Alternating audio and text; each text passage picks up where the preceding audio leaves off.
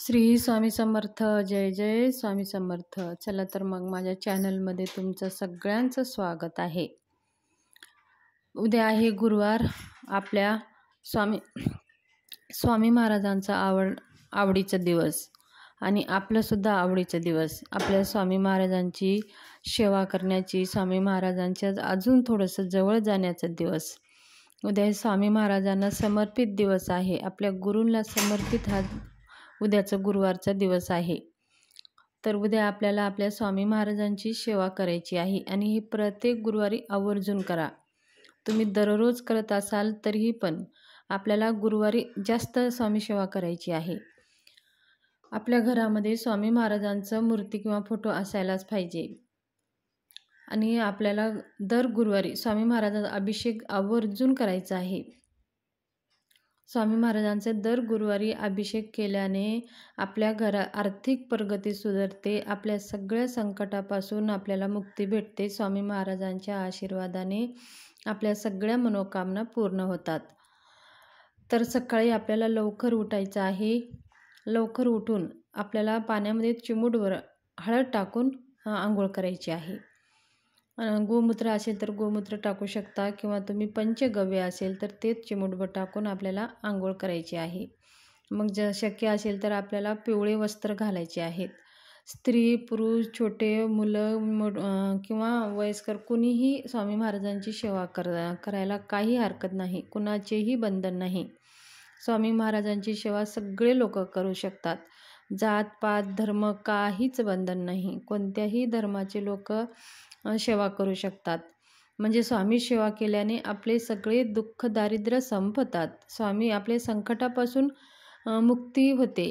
स्वामी सेवा ही आपल्यासाठी करत असतो. तर स्वामी महाराज हे ब्रह्मांडाचे चालक मालक पालक आहेत. तर काही भेदभाव नाही. स्वामी सेवा करण्यासाठी कोणतेही नियम नाहीत. फक्त आपल्याला स्वामी सेवा करताना सात्विक राहायचं आहे, नॉनव्हेज वर्ज्य करायचं आहे, एवढंच आपल्याला नियम पाळायचे आहेत. तर सकाळी लवकर उठून पिवळे कपडे घालून आपल्याला अगोदर तर सूर्याला जल अर्पण करायचं आहे. सूर्याला जल अर्पण केल्याने आपले असेच काही प्रश्न सुटतात. सूर्यदेव हे साक्षात दर्शन देणारा देव आहे. तर सूर्याला जल अर्पण केल्याने आपल्या कुंडली मधला जो सूर्यग्रह आहे तो मजबूत होतो आणि ज्याचा सूर्यग्रह मजबूत असतो त्यांना कोणत्याही संकट येत नाही, अडचणी येत नाहीत, सगळे कार्य पूर्ण होतात. तर आपल्याला सूर्याला जल अर्पण करून आपल्या तुळशी मातेला जल अर्पण करायचं आहे. तुळशी मातेला जल अर्पण करून 2 चम्मच दूध तुळशी मातेच्या बुडाला घालायचं आहे. असे केल्याने आपल्यावरचं जे कर्जबाजारी आहे ते कमी व्हायला मदत होते. आणि तुळशी मातेची पंचोपचार पूजा करून तुळशीजवळ धूपदीप लावून मग आपल्याला आपल्या देवघरामध्ये जायचं आहे. देवघरामध्ये जाऊन आपल्याला एक बसायला आसन घ्यायचं आहे आणि दिवा सुरू करण्याच्या आधी आपल्याला एक दिवा लावून घ्यायचा आहे. तुम्ही तिळाच्या तेलाचा लावू शकता किंवा तुपाचा दिवा पण लावू शकता. दिवा लावून घ्यायचा आहे आणि 2 अगरबत्ती लावून घ्यायची आहे किंवा धूप लावून घ्यायचं आहे. मग आपल्याला एक ताम्हण घ्यायचं आहे, शुद्ध पाणी घ्यायचं आहे. आपल्याकडे जर मूर्ती असेल तर त्या ताम्हणामध्ये आपल्या स्वामी महाराजांची मूर्ती ठेवायची आहे आणि त्या मूर्तीवरती आपल्याला गंगा म्हणजे पंचामृत आणि शुद्ध पाणी असे घ्यायचं आहे. जर आपल्याला पंचामृत नसेल तर शुद्ध पाण्यानेही अभिषेक तुम्ही करू शकता. जर तुम्हाला येत असेल तर श्री सूक्त आणि पुरुष सूक्त म्हणून आपण महाराजांच्या मूर्तीवरती अभिषेक करायचा आहे. श्री सूक्त पुरुष सूक्त म्हणून झाल्यानंतर आपल्याला सगळं मूर्ती स्वामी महाराजांची मूर्ती स्वच्छ पुसून घ्यायची आहे. स्वच्छ कपड्याने पुसून घेऊन स्वामी महाराजाला अत्तर लावून घ्यायचं आहे. हिना अत्तर महाराजांना खूप प्रिय आहे म्हणून महाराजांना हिना अत्तर लावून महाराजांच्या जागच्या जागी स्थापना करायची आहे. जे वस्त्र आहेत ते अर्पण करायचे आहेत. अष्टगंध लावायचा आहे. महाराजांना हार अर्पण करायचे आहे आणि महाराजांना फुलं वगैरे अर्पण करून आपल्याला महाराजांना धूपदीप दाखवायचा आहे. मग बाकीच्या देवाची आपल्याला सगळी पूजा करून घ्यायची आहे. मग जर आपल्याकडे फोटो असेल तर फोटोला स्वच्छ पुसून घ्यायचं आहे आणि जे पुसत असताना आपल्याला श्रीसूक्त आणि पुरुषसूक्त म्हणायचं आहे. जर श्री सूक्त, पुरुष सूक्त जर म्हणायला येत नसेल तर श्री स्वामी समर्थ ह्या मंत्राचा जप आपल्याला करत राहायचा आहे. मग आपल्याला स्वच्छ पुसून घ्यायचं आहे, फोटो पुसून घ्यायचा आहे, हार वगैरे अर्पण करून धूपदीप ओवाळून घ्यायचा आहे. मग आपल्या घरामध्ये जे काही आपल्याला नैवेद्य बनवलेलं आहे किंवा बनवलं नसेल तर तुम्ही खडीसाखर किंवा फ्रूट किंवा ड्रॅगफ्रूट ह्यांचासुद्धा तुम्ही नैवेद्य आपल्याला महाराजांना दाखवायचा आहे. सगळ्या महादेवांची पूजा झाली तर नैवेद्य दाखवून महाराजांना धूपदीप ओवाळून आरती करून घ्यायची आहे. मग आरती झाल्यानंतर महाराजांची आरती करताना आपल्याला अगोदर गणपतीची आरती, मग नंतर देवीची आरती, मग नंतर महाराजांची आरती तुम्ही करू शकता. किंवा अजून तुम्हाला दुसऱ्या देवांची आरती करायचं असेल तर ती पण करू शकता. मग महाराजांची आरती झाल्यावर मंत्रपुष्पांजली झाल्यावर महाराजांना 3 वेळेस मुजरा करायचा आहे. मग आरती घेऊन आपल्याला जाग्यावर बसायचं आहे. मग श्री स्वामी समर्थ ह्या मंत्राचा 11 माळी आपल्याला जप करायचे आहेत.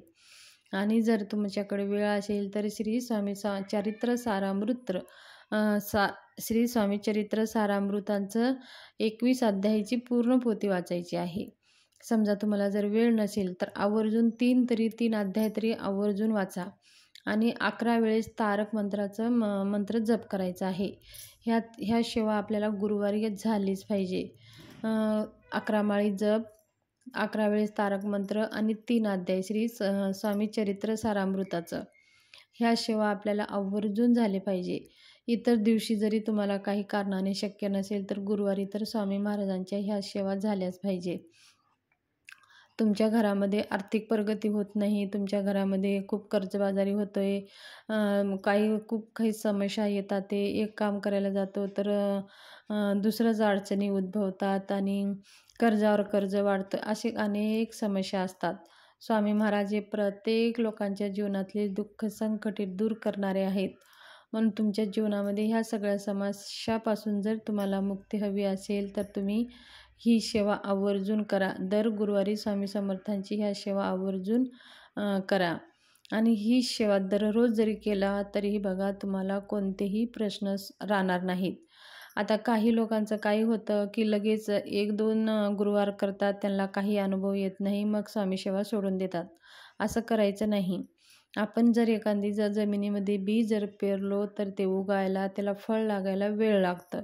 स्वामी सेवा करत असताना पण तेच आहे.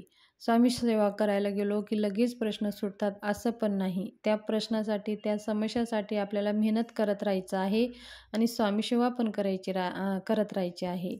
आणि स्वामीच्या कृपेने बघा त्या मेहनतीला आपल्याला फळीला यश येतं. त्या मेहनतीचं आपल्याला मोबदला भेटत असतं. आणि कारण आपण मेहनत करतो आणि आपल्यासोबत स्वामी महाराजांची अद्भुत शक्तीचा आशीर्वाद आपल्यासोबत असतो. म्हणून आपल्याला कोणतेही कष्ट कर्म करताना तर कर्म करायचंच आहे आणि त्याचबरोबर स्वामी सेवा करायची आहे. जसं शक्ती आणि भक्ती ह्या दोघांचं मिलन झालं तर बघा आपण कुठं पोहोचू शकतो. म्हणून आपल्याला काही थोडे दिवस आपले प्रश्न सुटणार नाही, आपल्या मनासारखं होणार नाही, पण तुम्ही स्वामी सेवा करायला सोडू नका आणि कुणाचे मन दुखवू नका, खोटे बोलू नका, प्रामाणिक राहा. आणि खोटं बोलून जे आपण धन कमवतो त्या धनाचं आपल्याला सुख कधीच भेटत नाही, ते उलट दुःखच होतं आणि आपले जास्त समस्या आपल्याला उद्भवतात. म्हणून कधीही खोटं बोलून फसवागिरी करून कधीही धन कमवायचं नसते. आपण मेहनतीनेच कमवूनच खायचं असतं. धन्यवाद.